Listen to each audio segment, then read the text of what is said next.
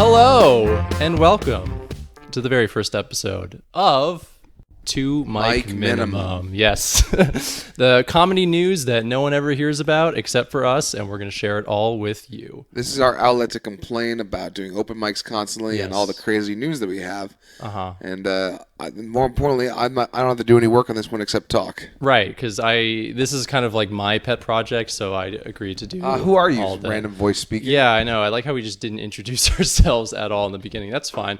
Yeah. My name is Peter Clark Deutsch. My name is Sean Barry. Yes, we are both open mic and like small show comics in the Westchester, New York City area. I get booked regularly in the city, so just saying that, not to brag. Sean's probably gotten booked more than me, but yeah, that's not even a question. I don't mean to be that comic douche, but like I haven't been taking stand-up that seriously lately. I know. I watch your sets every week. Yeah, I can tell. Yeah, Sean's been putting in more work than me, and I can accept that as a fact.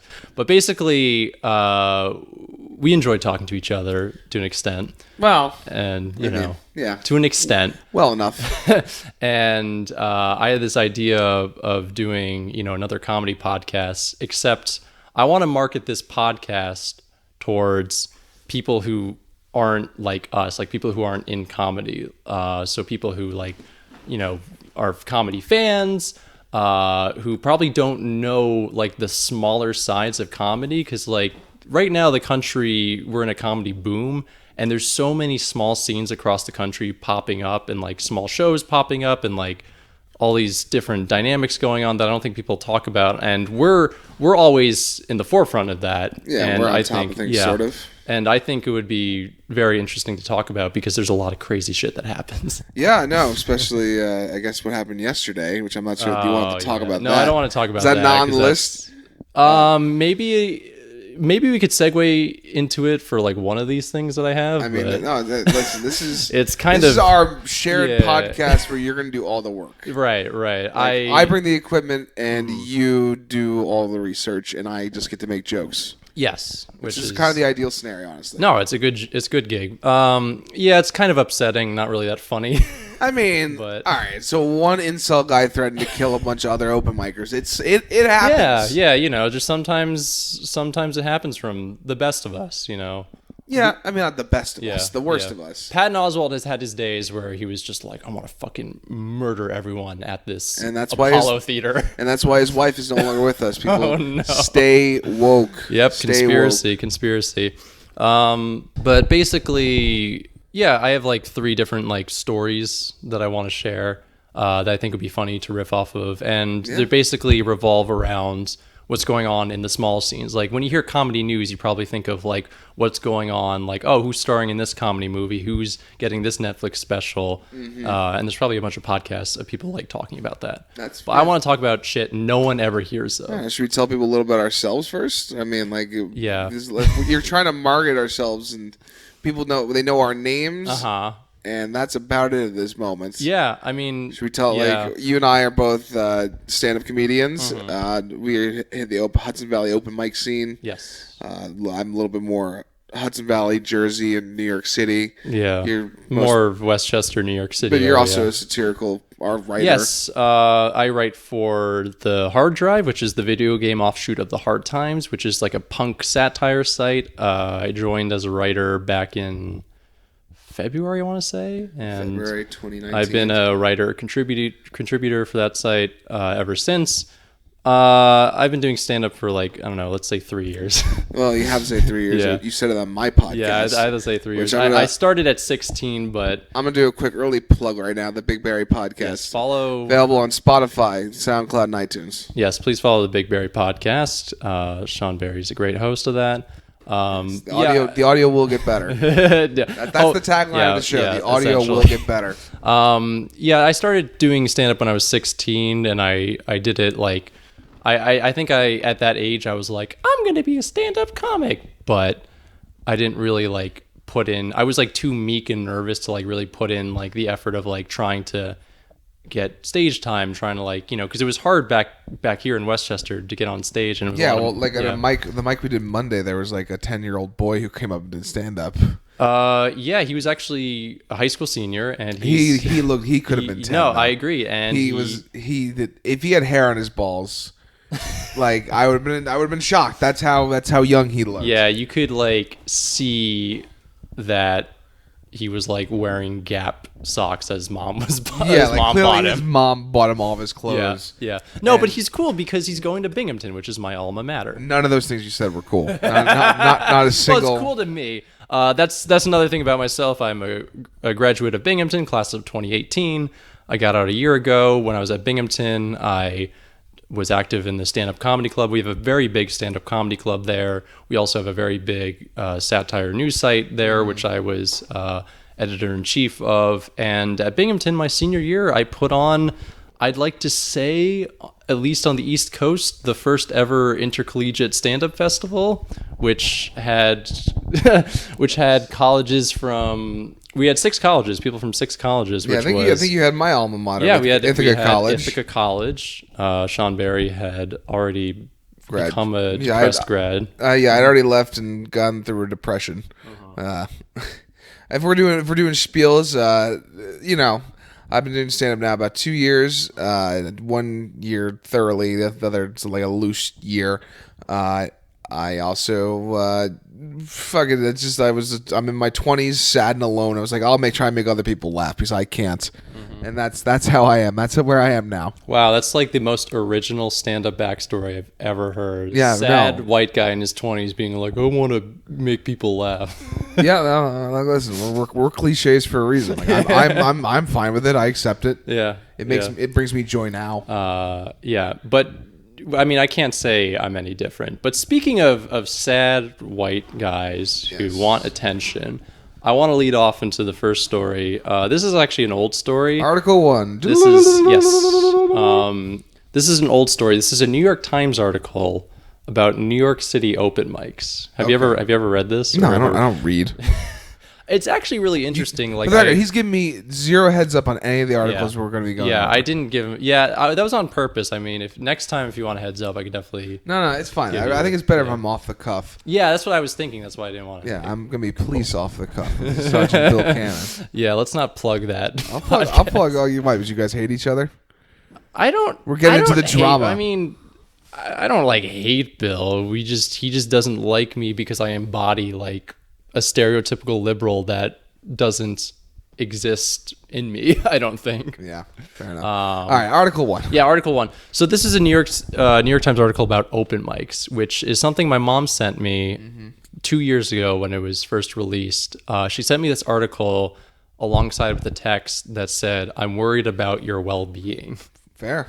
And this is interesting because I like the editorial slant that New York Times. No, I'll read it. Well, do you want to read it? No, I don't know. Like it's. I'll read it.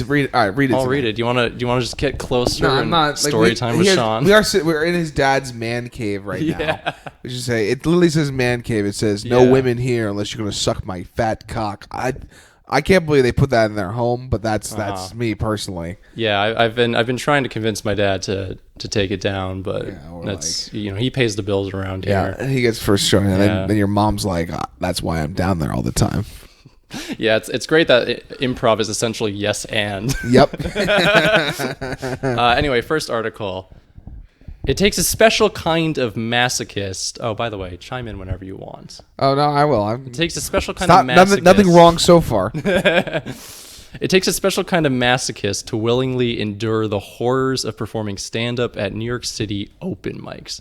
And yet, because it is New York City, it isn't surprising that there is no shortage of exactly this type of person. Yeah, like it's... yeah, no shit. Comedians hate themselves and are angry and also slightly narcissistic.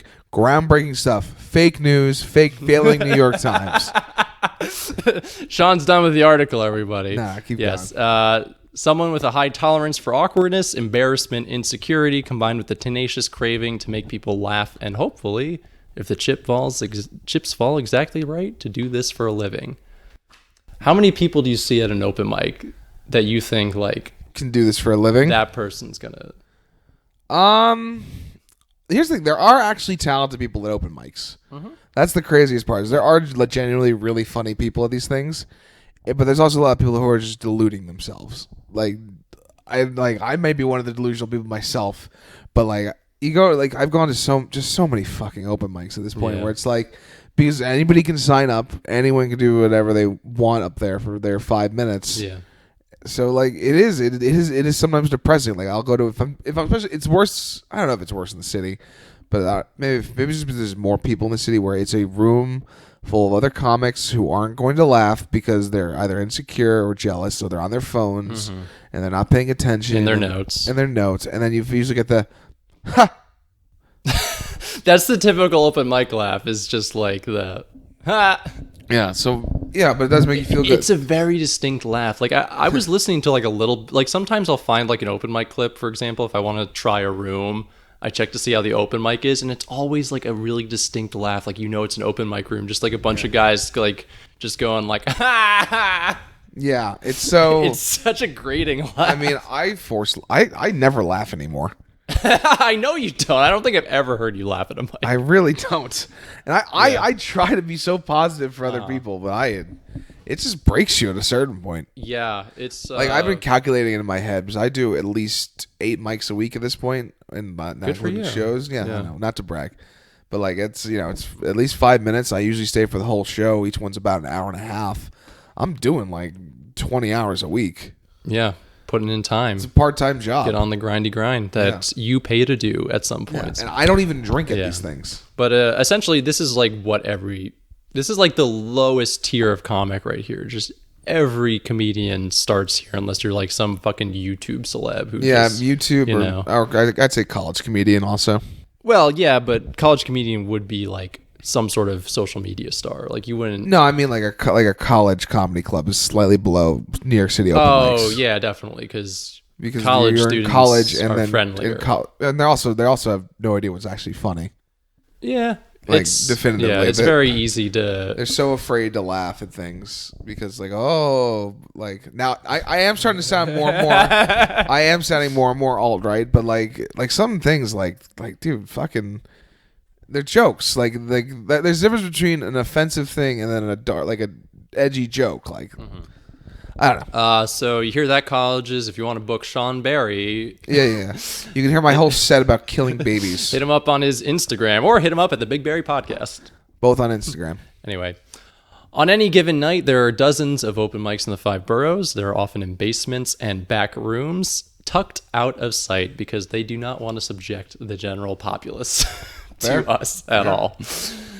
And there is no compensation. Sometimes in most New York City places, you have to pay to get on. I think at this point, most New York City mics are at least $5 or a drink. Yeah, or a drink, which is $5 at minimum. But if you can go to freemics.com though and find a decent mic. Yeah, it's not. I'd say most of the good free mics are not in Manhattan. I'd say they are at this elsewhere. Point, we do it here in Westchester, and everything's free. Yeah, because no one's gonna come out. Like when I do city mics, like I know which ones to go to, and I get the most out of it. Yeah, it was adorable when I did city mics a lot when I was in college. Like I would use like the money my dad gave me for lawn mowing as like my allowance for mics. Like this is $25. Invest in this young man. You'll grow in. I'm gonna invest this in the stand mic at 3 p.m. on a Sunday. The stand. It's coming back soon. Oh, that's good. That's good. That shitty mic will probably come back also. Yeah. I don't know. Because like I actually prefer it in a tucked back room because when it's just at the bar and people just went there to drink and be silent, they fucking hate stand-up. Oh, of course. Mics. It's awful. That's why, Olives, which is essentially that, is a shitty place. Have you ever been to Olives? Like last year. So I don't know. Like eventually you guys learn to grind it out. Yeah, I mean, I also only ever see you at one mic. That's true, because I just don't do a lot of comedy anymore. Yeah, you're more about talking about comedy. I've sold out and done a podcast, which is essentially me. Yeah. like you know what? I'm gonna give up on stand up and talk about comedy.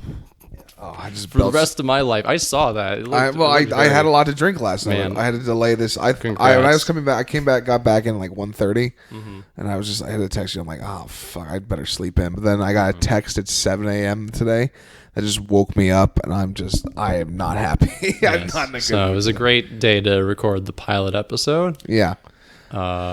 Continue play article. Many times the comics, most of them male, because it's hard to convince women to go into a tucked away basement to hear jokes or tell jokes. I wouldn't even. No. Yeah, that's the issue. I just did a whole podcast about that. And yeah, no, it sucks being a woman in comedy.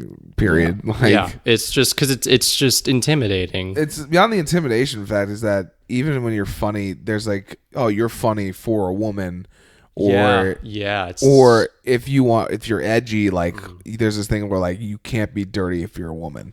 Like any guy can go and talk about his dick, but a minute a woman starts talking about her vagina, it's like, ugh, be a lady. Yeah, I mean, there's definitely gender bias. It's very clear. Just, No, it's not even a question. like people just think Amy Schumer when they see a woman go on stage. They're like, oh, this woman can't be funny. I've never seen a funny female comedian in my life. When I think the issue is just that like the comedy isn't for you. Yeah, well, like that's the thing is like I think there's niche comedy for everybody. Like obviously, I'm not going to relate to a woman talking about like having her period because I don't have to deal with that. Yeah. But like, you know, just like a woman does, that's just like most people don't relate to me when I talk about shitting my brains out every week because I ate Chipotle. Yeah. Because most people have healthy diets. Yeah, you should try that in all female rooms. See how that goes. I've done all female rooms before. Really? Yeah. I fucked all of them. Yeah. No, I went to I fucked up like my days and I went to a mic that was for all women. And so I just was like, hey, can I just do like 3 minutes? It actually was fine. Cool. Yeah. That's Woke. Yeah. And did you get laid afterwards? Nope, Peter, we're still working on that. We're still As anybody knows, my only goal from baby steps. I have 2 goals in comedy. 1, baby steps. number 1, get laid from doing stand-up comedy. 2, kill myself. Not exactly in that order. Not necessarily in that order either. All right, let's keep going with the article. Yeah. So these sets serve as the birthplace of jokes that will someday make paying crowds guffaw. See, this is why I love New York Times. Their language, I think, is really great. No, it's not. Oh, no one talks like that. No one reads like that. That you're just being you're being a pretentious douche. I'm being a pretentious liberal. I'm sorry. No, I'm saying Go ahead. The guy who wrote that's being a pretentious douche, and you a little bit for enjoying it. I mean, it's just like guffaw is what you hear at an open mic. That's what we were talking about. Like the people are like, ha. Yeah, like that's a guffaw. It's just right. That's laugh. vivid. Just right. That's laughter. vivid imagery. All right, Sean hates language. Anyway, I was a writer. I had a degree in writing, and I hate it. You were only a screenwriting major at college. Yeah. The open mics draw comedians of all experience levels, and many do more than one per night. When I did city mics, I did around like 3 or 4 a night. Yeah, I do. What's the most you've done a night?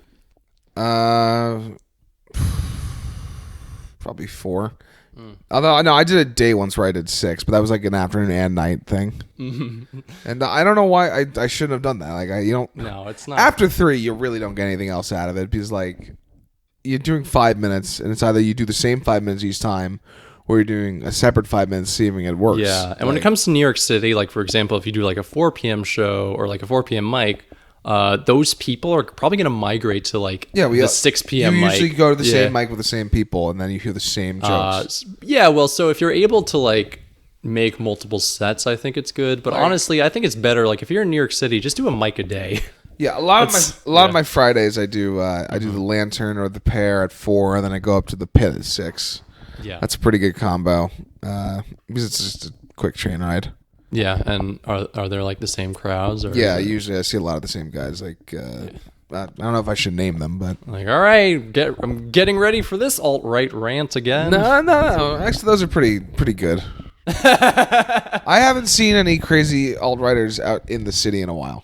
Oh, you were saying they're pretty good, as in they're good and not having that. I thought you were saying. Oh yeah, pretty good, and also pretty good comics. Yeah, that's good. At least from that group, anyways. Yeah, I always find a good mic is one that has a good community, and I feel like it's very hard to find in New York City because people are mic hopping all the time. There's so many people, and there's so much. Yeah, all right, let's keep. Yeah, we haven't. I think we've been going on 20 minutes now without. We're 20 minutes. Yeah. Yeah. Okay. Cool. We haven't even gotten through one article yet, so I hope everybody can hear me shifting around in this chair too. Yeah. So the material features a wide collection of topics: heartbreak, the mundane, race, gender, heartbreak, religion, more heartbreak.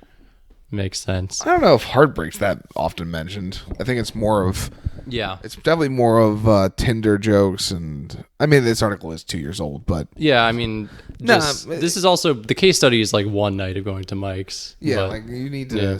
It's usually like a lot of. Yeah, I was actually considering naming this podcast like Weed, Tinder, and Porn. Just thinking of like the most stereotypical things you could hear on stage. Well, but then I was like, that's the thing. So like, we know a comic. Yeah. Who's actually really funny, but Yes. he's young, and he talks about weed, jacking off, and porn because that's all you know when you're a 19-year-old guy. yes, Like that's it. Like you don't have any other life experiences. yeah, which makes sense, and Which it doesn't mean you can't be funny, but like it just makes you that. yeah, but it's also like the topics that people gravitate to. It's when the guys are like 45 and they're still talking about it. And I'm like, holy shit. where you're like, wow, when you haven't grown up a lot. It looks like. Nope. Yeah. Anyway, the crowds are brutal, making it tougher for comedians to test their material. The audiences are made up almost entirely of fellow comics who are the worst audience members in existence, in my opinion. And it's like half, I want to say, I don't want to say it's like entirely our fault.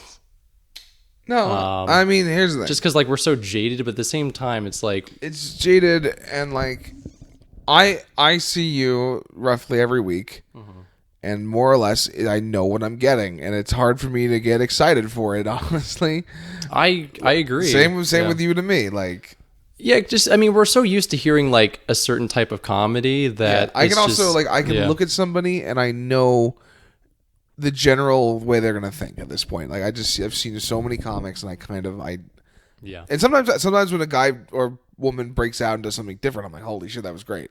Yeah, but it's like it's very rare to see originality at an open mic, and that's what makes it so. Even like if you're even a really good comic, I saw a really good video on Reddit recently of a guy doing a joke at the Grizzly Pear, which is an open mic in New York City, and it bombed, and it cut to him like doing the joke at a show. It killed. Yeah, I think it's just comics. That's why I just don't think like open mics are an evil you have to deal with, but I don't think they're the truest gauge of how well you are because also the weird thing is some jokes that make comics laugh, audiences don't like. Yeah, exactly. Like last night I was on a show and I have a serial killer bit that does pretty well with comics. But last night I was hearing a little more groans than I getting the laughs because I'm like, oh, that's right, these people are normal and don't think dead people are funny. Right. Okay.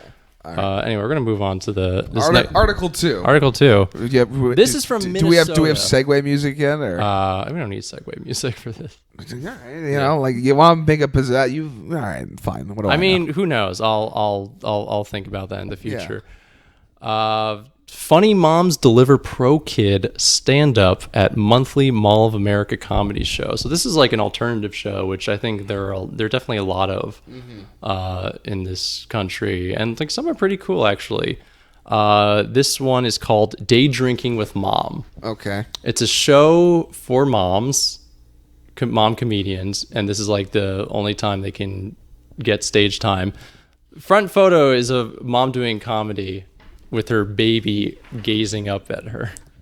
Yes, we have comedian Marielle Elizabeth during her set at the Day Drinking with Mom showcase at Rick Bronson's House of Comedy at the Mall of America with her infant daughter, Autumn. It's cute, baby.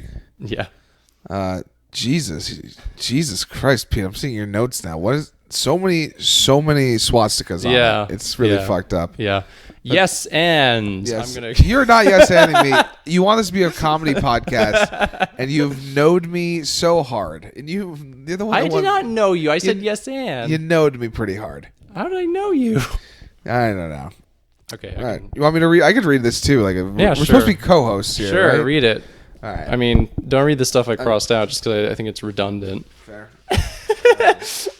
Yeah, like I said, all the papers these aren't stapled, by the way, because there's no stapler that just exists in my noticed house. that, yeah. When Wendy Mayberry took the stage recently at the Mall of America in Bloomington, someone else's vomit was splashed all over her cardigan, and she didn't mind one bit. Neither did the audience. Most of them have been there. Welcome to the Day Drinking with Mom, a monthly comedy showcase at Rick Bronson's House of Comedy, built around the idea that parenthood can be pretty funny. The vomit in question belonged to the newborn daughter of comedian Mariel Elizabeth. The infant was snuggling up to the co-host Mayberry as her mom finished up her set. That's when her baby Autumn left Mayberry with a token of appreciation. Bleh. Yep, got vomited on again. Yeah. I don't know. That's cool though. I get it. Just hand it back. I get it. Just moms can be funny. Yeah, moms can be funny. Yeah, no, I think this is a cool, because especially for this show, because as we can get into, to some, a comedy club may sound like an inappropriate place to take small children. Yes. But Mayberry knows it's a near necessity for many parent comics. When you have a baby as a female comedian, it's hard to find stage time, she said. Going to open mics is unpaid, and babysitters cost money, and that's a terrible place to be, especially as a single mom. I want to make more shows that were both good for comedians who had children and also for an audience. That's an inclusive show. Yes. And no, I don't know what you want me to say. Like, yeah, that's good. Yeah. Like, good. That's a good thing. Yeah, I don't know. That's cool. Like, I would fucking shoot that baby if somebody brought a baby to one of my shows, because I don't want to have a crying child. Man. Yeah. It almost sounds like you're not kid positive. Listen, I'm 24 years old. I might be sterile at this point. Well, hopefully. How do you know? I don't know, I've jerked off a lot. I mean, haven't we all? No, yeah. You think you have, and then you know you have. Dude. I don't want to give you my number. Listen, I've been very lonely now for a while. Yes. This was a great segue from like an inclusive mom show to be like, do you don't know how many times I've jerked off? Yeah, exactly. Well, like I don't know. Like I have nothing. I have literally nothing to say about a nice show full of mamas. Yeah, like women are funny. Check out Ali Wong's multiple specials. Like Day Drinking with Mom, though, that was like a funny title. Yeah. Like, could you do you think the moms like actually drink on stage? Do you think they? No, I doubt. I mean, I doubt it. Like,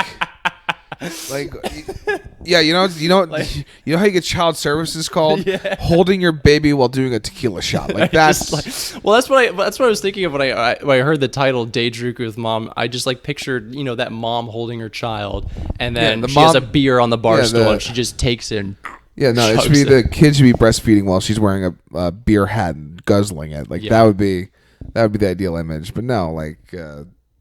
But it's probably Day Drinking with Mom, as in the babies are drinking milk. Yeah, from their teats. Teats. There was I was talking to a female comic yesterday, who's a mother. I guess it's on brand, and she was telling like she met a woman who was telling her not to breastfeed her kid, and I'm like, who has that take? I That's weird. It's wrong. It's wrong to say don't breastfeed in public. Yeah. But like at least that makes sense, right? Like I get your positioning behind, like you just think it's gross. It's not.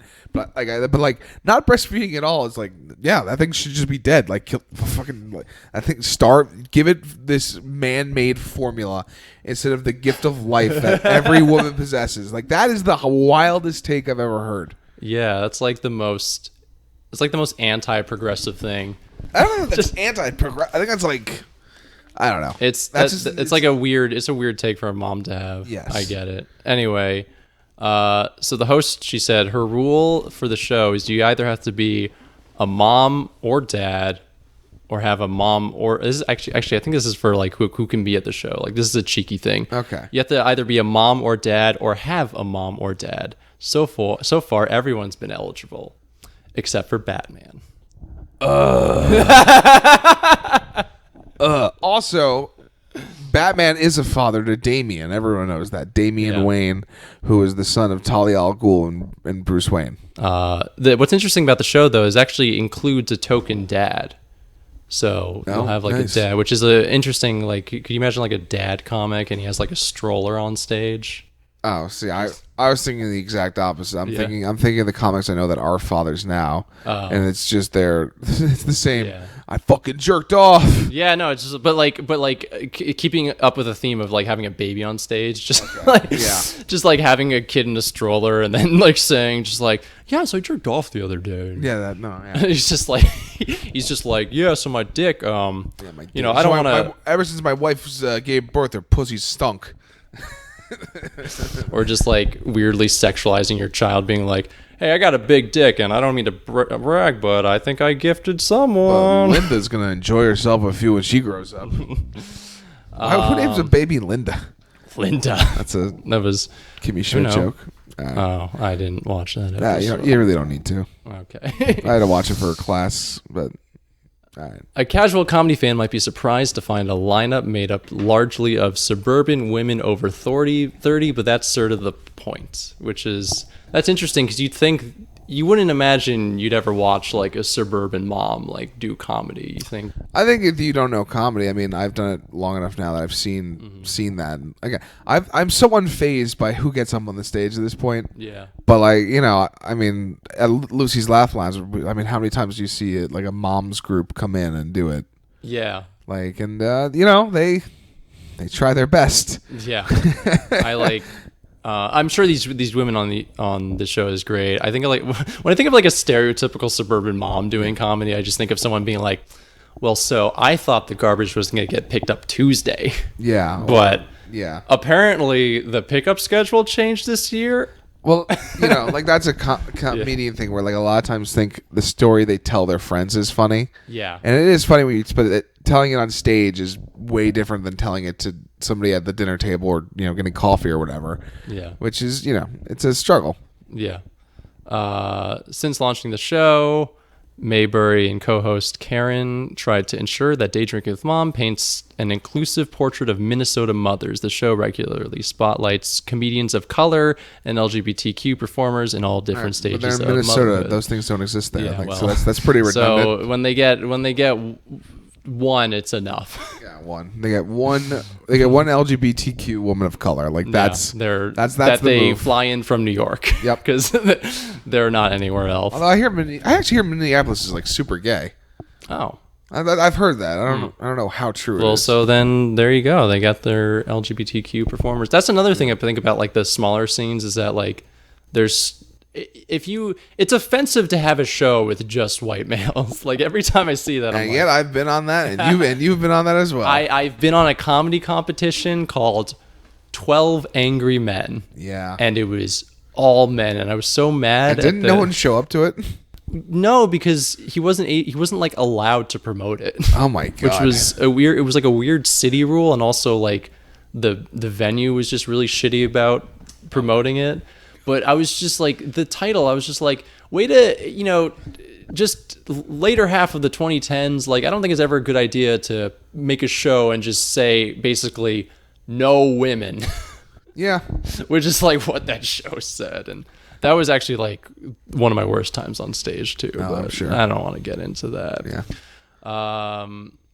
So far, we've only had women ask to be on the show, because men would try going straight to Acme, which is the big comedy club in Minneapolis. Like these are like moms who go to see the show and they're like, oh, I've been thinking about doing it, and they're very inviting towards. Do you think they're picking up on the? I'm just hearing that refrigerator. Do you think the audio might be picking up on that? I hope not. I don't. Is it? People, you hear a loud humming the whole time. Well, we just figured out what it was.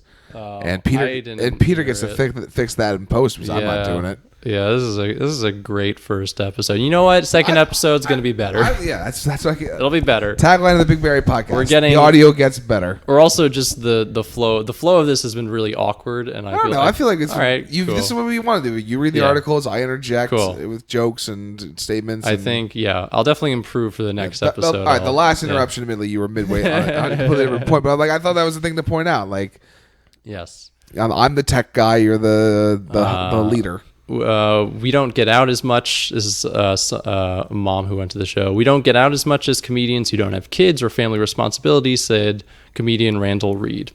It feels super supportive to know someone understands that you can't be out every single night because you want to, but sometimes you have to go to a swim meet at 7 o'clock in the morning, which is horrible, she says. Yeah, fuck that. Fuck God. The amount of shit parents put up with, like... Mm-hmm. I always think, like... The amount of shit they put up with, and they just want to go to open mics. Yeah. Well, no, I always think, like, like a fourth grade recorder concert. That sounds terrible. Yeah. The kids don't want to be there. The parents don't want to be there. And yet they keep putting it on. How does this still exist in society? Yeah. No one likes it. It's not good. Mm-hmm. No one improves. Like, only have the concert for the kids that show some talent and musical instruments. Just like some kids suck. Yeah. Like, I always it's think of okay like to suck. the annual Wizard of Oz play that they have to put on. Yeah, And like they're like, oh, I want to see Sally be the sun, you know, because Exactly, because there's like it's- 30 extra parts. all it is now is just like I take a fucking picture and I put it on my Instagram, my Facebook, and I tell other parents, this is how good my fucking kid is. Like, Yeah, which is God, I hope I'm not a father. yeah. I'll finish summing up the. How many times this have you had article. unprotected sex?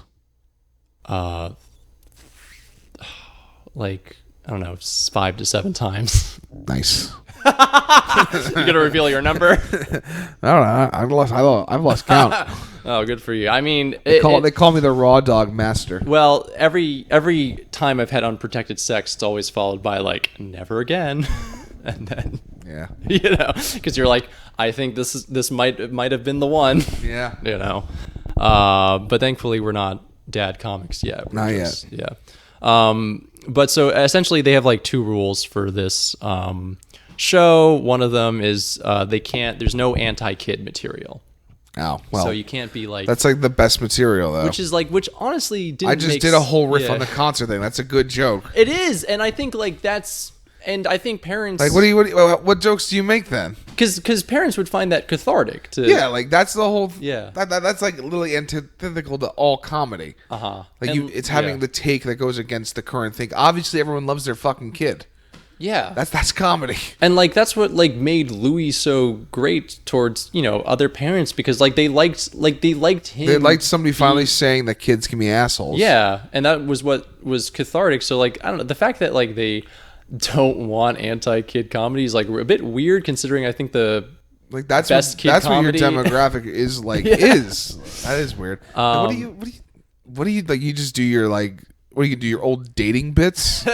your old Tinder bit. Yeah, like me and my husband. Like I don't want to hear about your. Here's the thing. Everyone wants to hear about somebody hooking up with a stranger.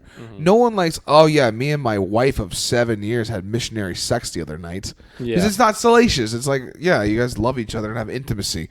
Like me, like I went out and I got wasted, and this fucking Korean girl gave me a hand job behind the bar. That's a good story. The baby starts crying.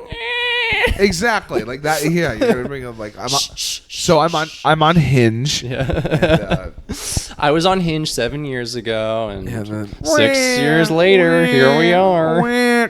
Break the- But I think my theory is that the reason why they're anti-kid is because I feel like at the comedy clubs you just get like 20-year-olds who try to do edgy material, and they're like, so I was thinking about shooting up an orphanage, and Hey, don't use my material on that. quoting, you know, someone I know in particular. But I think they're probably leaning towards that. But I hope they're not so I prudish. mean, if that- they're trying to be like Yeah. a more positive mic, I get it. Like that's a big push in other scenes. Like yeah, because like I know. I don't know, like there's like that kind of just differences in like comedy philosophies, I guess, and I think that's not to make it gender based, but I will say like I think there's a push by more female comics to have a more not lighthearted, but like I guess jovialness to it, as opposed to men are always pretty dark and into that shit. yeah. At least in my opinion. Like I remember I saw a comic promoting her like it's the body positivity show, and I'm like, come on. Yeah, well, Yeah. I mean, it's whatever. Every sort of comedy has an audience for something, in my opinion. No, I so- get it. Like you're trying to sell tickets any way you can, but like, but like comedy mostly is at the expense of something. yeah. or Well, someone, that's so it's hard to like. comedy is tragedy plus time equals Yeah, comedy. and Like, it's hard to put like a positive spin on something. You So like, fall I and break your totally- leg. That's hilarious. I fall and break my leg. That's a tragedy. Yeah, Like that's what it is. Like you find the thing and then you subjugate it, and that creates comedy. right. The second rule for this mic is that there's no politics, no political stuff. Okay. Which is like So it really is them just doing Tinder jokes. it's them talking about their dating life. Are you telling me like all those women now like have these things? See, if they made it like a pro life, like yeah, that, exactly. I want to hear. Well, exactly. I mean, that would be interesting. I think that's what they want to avoid is that they don't want to hear be like, I should have aborted little. I should have aborted little Tyler. Yeah, while you're holding the baby. While you're holding Tyler. I do think it would be kind of awkward to like spout about how much you are pro-choice while also holding a child in your hand. Yeah. It would be like a conflicting... I'm pro-choice, but I also make bad choices. That's... Women, you can have that as a joke. There you go. That's a hot solid one-liner for that show. But segueing off that article, so that show is really cool. If you're in Minnesota, in Minneapolis, St. Paul area, you were in Minnesota there. Hey. I'm from Duluth, Minnesota. Segueing from that article, someone in a comedy group that we're both in, which is a comedy group about complaining about comedy. Which I'm not in that group. Oh, you're not? I thought no, they've never let me in that group. Oh, wow. I think it's because they know I would take over it with my complaints. It's not a great group, but I don't want to get into it. Yeah. It's essentially a group for comics to bitch about things. I think I'll pull stuff from there if I think it's interesting. That's probably the place to do it. Yeah, one complaint a comedian put was, who brings a baby to a comedy show? So someone did a comedy show where they brought a baby. Why? It's just like you are such a rude dick to everyone else in the audience. Yeah. All right, so like if your baby's really well behaved, that's fine, but like it's a baby. It doesn't like loud noises and laughter. It can be scary and like that's like I get bringing it. You have to bring a baby on an airplane because you need to bring it with you, but like don't bring it to a packed movie theater. Don't bring it to a comedy show. You wouldn't bring it to a concert. Yeah, I mean, if the baby's well behaved, then sure. But like, if it's gonna cry, you gotta. But like, that's the thing is like, you gotta head out. A baby can be well behaved until it's not. Yeah. Yeah. And some comments, or actually, one comment I found really funny. This is the most interesting comment on that thread was, I didn't bring a baby, but I bring my kids if they want to come. Whenever it isn't a school night and the venue isn't adults only, and they keep their mouths shut. Yeah. Unless they are cheering or are on stage, they perform. These kids perform. I could actually see you doing a decent bit on stage with like a 9-year-old. I don't think he does the bit with them. I think they go up on their own and they do their tight five like. Yeah. So he goes on to say, like you ever hate when your fourth grade teacher's really grinding your ass? You're like, lady, I want to get out to recess now. He says, it's not about whether the kids are present. It's about whether or not you're a useless parent. So he's talking about like, shouldn't you shelter kids from like fucking comedy, adult comedy? So it's about whether or not you're a useless parent. Have some fucking standards and make your kids follow it. And this is the best part. And yeah, my kids make dick and ass jokes on stage. Yeah. Like that's what here's like a little kid. Yeah, like a little kid's of course like you hear like your first dirty joke, all you do is tell people it. He was just like, my kids have standards, but my 9-year-old has the best porn bit on stage. My 9-year-old really loves Bob Saget's Aristocrats. They understand that that is their outlet, and they are free to say things they can't say in school or at grandma's house. No, look, Jacob, no dick jokes at grandma's house. Save it for the mic. Grandma, you can't talk about how when you're shaving your ball hair and it spikes out and like you've got blood everywhere. Like grandma hasn't seen ball hair in 20 years since grandpa died. She's 95. Have some respect. Yeah.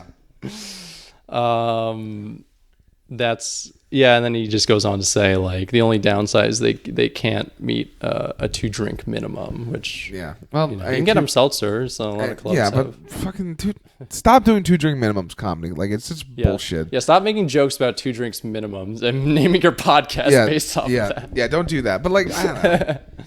The business of comedy needs an overhaul, but we can do that in a later episode. Is there anything else you want to talk about? I guess this is a bit rushed episode, but I guess I'll bring less material next time. I mean, what are we at? 50 minutes? Yeah, 15 minutes. 15. So yeah, next segue music go. Anyway, so our next story comes from Boston. Boston. So this is like. When you do comedy at like a really low level, you meet a lot of crazy people. Yes. And some are very scary. Oh wait, I think I know. I think I actually know where this. I think I know where this one's going. This guy in particular, Oh, see, what we should have done is we should have very scary. printed out multiple copies, and we could have acted this out, this text thread. Yeah, that would. Okay, next time. Next time you do that, we'll remember that. Okay, so there's actually more to this story that All right, I thought we wouldn't have time to. I'm just saying. Anyway, so essentially, this is like screenshots from some girl's phone, and she sends a text to a comic, and she says, "Hi, sorry, I didn't shoot you a text back yesterday. Just want to be honest. I'm not sure I feel a huge connection here, and I don't want to waste your time here tonight. I'm gonna have to pass on meeting up for drinks. Really wishing you the best and good luck on your show Friday." So it's a girl politely turning down a guy. Yeah, like that's like the best thing you can get. Yeah, and you're like, well, cool. Because usually I get ghosted all the time. Yeah, true. Which is fine, but like that, this woman did a nice. Was very considerate of his feelings, yes. mind you. This guy sends back multiple texts. A thread, a thread, if you will. Every time I pause, that means it's a new text bubble. Okay, laughing emojis. Hashtag screenshot. Hashtag thanks for the material. Hashtag going on social media. Hashtag life ruined. I have 5,000 people on my Facebook. This is perfect. Hashtag go fuck yourself. I'll read this text Friday night. I have people coming from Jam 94.5 to see me. Jesus Christ. Yeah, he's got watch out for 94.5 94.5 Boston. I like go Sox. So essentially he's going to slander this woman on stage to be funny? To be funny? Like I mean I've all right, there. Yo, let me this bitch rejected me. Yeah. She said, "Wish me a good show. I'll show her by bombing." Yeah, she was considerate about my feelings and all. I'm like, bitch, what about my feelings? Wait, I'm gonna read off some of these texts because it's insane. This woman sends the most respectful, polite thing. Tell you where I left off. Yeah, you left off right Here. there. And then he goes to that. Okay, he goes. Look at make you the most hated person in Boston this week. Laughy face, laughy face, laughy face, heart, heart, heart, kissy face, kissy face, kissy face. See you later, psycho. Thanks for the material. I swear on my mother's life, I will make everyone in Boston hate you. You should move or I'll get you banned in every single bar. 2. Use the wrong 2. I'll do that. Have a good one. I have so many people laughing at you right now. Why would you be texting on stage? Like, that's in and of itself. I don't think he's texting on stage. I think he's texting before the show. In the context of that text. Like, right now, that means that he would be reading these texts on stage, right? Oh, yeah. It's like, it's even awkward a little bit for us reading it. Yeah, no, I'm fine with it. Fuck him. Mm-hmm. You do this right before my show. Literally so dumb. You're an idiot. Fuck you. You're not even my type after you're some dumb entitled bitch who had everything handed to her. It probably gets her snatch stretched out by every dude. It gets, that's... God, guys, our insults are so bad. She meets online that buy... Yeah. It probably gets her snatch stretched out by every dude she meets online that buys her wine. Go duck yourself. Now, he said fuck earlier in this rant. Did he, you think he purposely did the duck there? I don't think I noticed that. I mean, I think he was just either drunk or angry or both, and was just this is a guy who doesn't care about standards. Yes, and he finishes his thing with, "Your vagina probably reeks of dried up semen," which, yikes, not to scare. That's not even a good insult. Like, there's so many better ways. We'll say fuck this guy. His name's Shane Hoban. If you listen to this, do not book him on any shows. I mean, he deleted all his social media. But that's. Either which way, you watched Crashing, right? Yeah, with what's that comedian's name? I'm thinking of like the Pete Holmes. No, but I think I know who you're talking about. All right. Well, the point is, there's an episode where it's their Me Too episode, and the guy at the end of it says, "I'll be back. I'll be back," and I'm like, that's the attitude most of the assholes like this have, because they don't have shame or respect. Yeah. But my favorite part is that he keeps ending it. He says have a good one, and then he's just like, but also fuck you, and then he goes so many times he ends it and then keeps on berating her. Yeah. Like, you think, like, after he just, like, said, like, I mean, saying your vagina probably reeks of dried up semen, that should be the the last thing. Like, you can't escalate. Yeah, you really after can't that. go any further. But you think after that he would just say, like, and also, I think Clarissa's a dumb name. Yeah. And also, you're an idiot for going to Boston University. Yeah, like... He just, like, starts giving her, like, good advice after it, but being mean. Yeah. And also, you're not going to be able to buy a house with that salary, bitch. Yeah. I bet you think those shoes look good, too, slut. Yeah, you know, honestly, you should fight for that promotion because you're smart and have a lot of skills. Cunt. You know, which is he essentially there was a post on Facebook from the club that said that he will not be performing because, you know, because he's fucking psychopath. This woman reported him to. That's another problem with this comment is like they'll book anyone. Like some people you see who are not good enough to be from a live audience, or B, they clearly have some mental issues, or like the amount of I'm not a Facebook guy. I don't.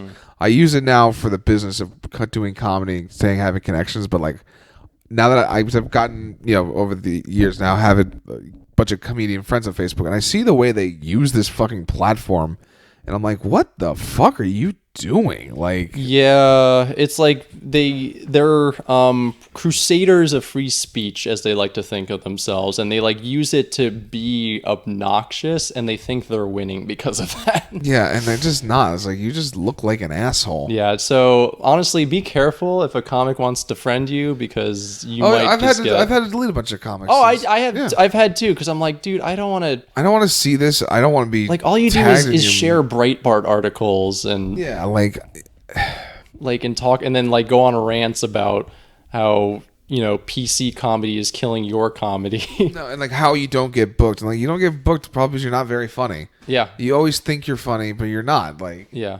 And like cream rises to the top, baby, and I'm a white hot cream. Hashtag it's always sunny. I think we've been gross enough with the Shane comments, but there was a lot of different screenshots that people like had of this guy. This guy deleted all of his social media, which is a shame because I wanted to stalk the shit out of him and see how crazy. I mean, at least he had enough shame that once he turned it around. This was one of my favorites though that someone shared. It's from his Instagram. Essentially what he did. I don't think there's any point of like doing a conversation because it's all just him ranting. Yeah. And this is short, but I think this is funnier and less sexist. Essentially what he did, he sent like a 30 seconds like probably YouTube clip, was trying to get booked on a show. He sent it to a booker on his Instagram, and his booker, very politely, mind you, said like, hey, this is not how you do it. You need to like send a full 5 minutes, and please send it to like, you know, this email, and send when you're available. And he responds saying, I forgot the email. Sorry, dude. And then 3 hours go by. Okay. And then he says, I don't know who the fuck you think you are, but don't ever disrespect me. But no, there's more. I'm going to finish this. Okay. And talk to me like shit or I'll smack you. And then the guy just like responds saying, you know, you need a 5-minute video, go fuck yourself. And he sends a photo of like Lenny Clark, who is like some comic who's like big in Boston, but nowhere else. There's Lenny Clark commenting about me. So suck my dick, bitch. Don't ever disrespect me.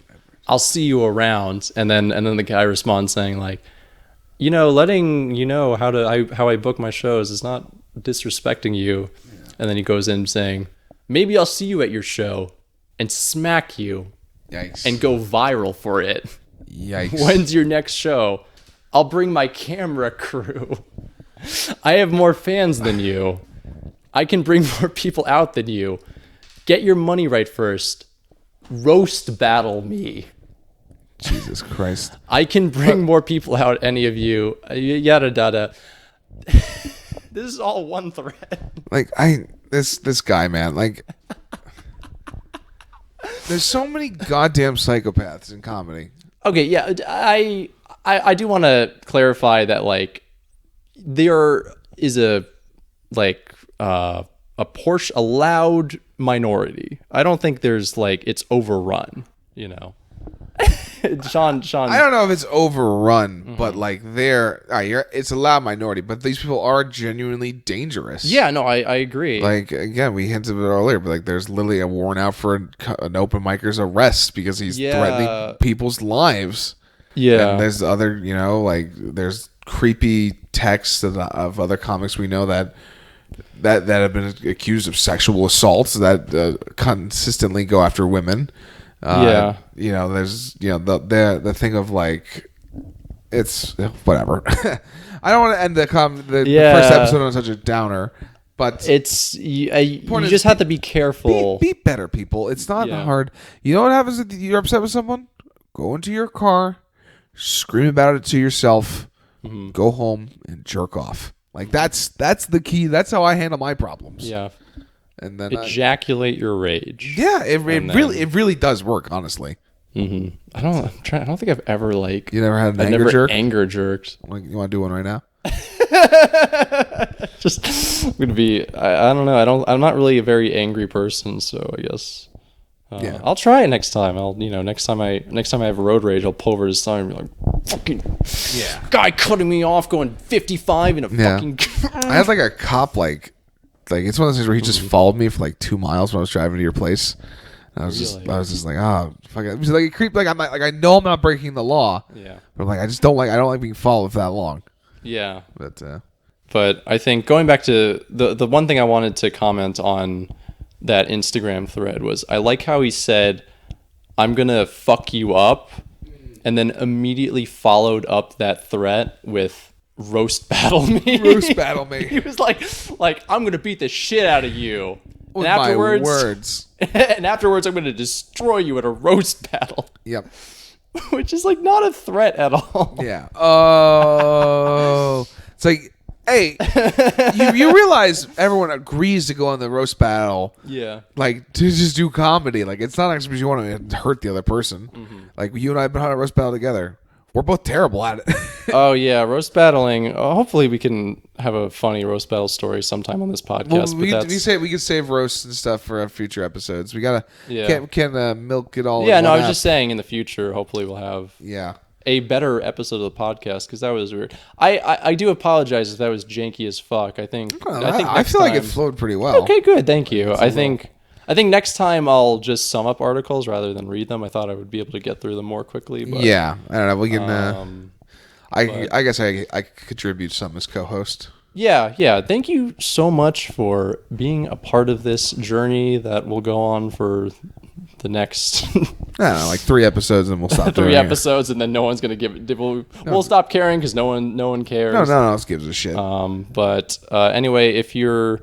I hope you enjoyed that episode. If you want to follow me, you can just search up my full name in Instagram or Twitter, which is Peter Clark Deutsch with a hyphen in it. My name will also be in the description or title or whatever.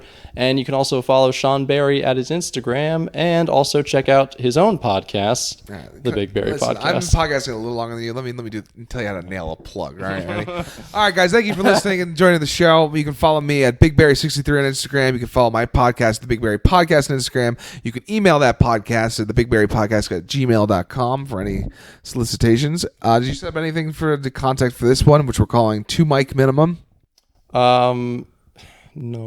Yikes. It's gonna search up 2 mic minimum, and ideally that name exists nowhere online. I've checked. All right. Well, we're gonna find a way to trademark it. Episode 2, we're gonna get that information right to you. Yes, we're gonna put it out. This will be on Spotify, iTunes, anywhere you can get a podcast. In the meantime, if you want to make art or music for the show, contact Peter I through DMs on Instagram or Facebook. Anything else? Nope. Have a lovely day or night. Kiss your mom. Yes. Make sure you let her know that you love her. I was going to end on that. And then, all right. We can end on that. And end.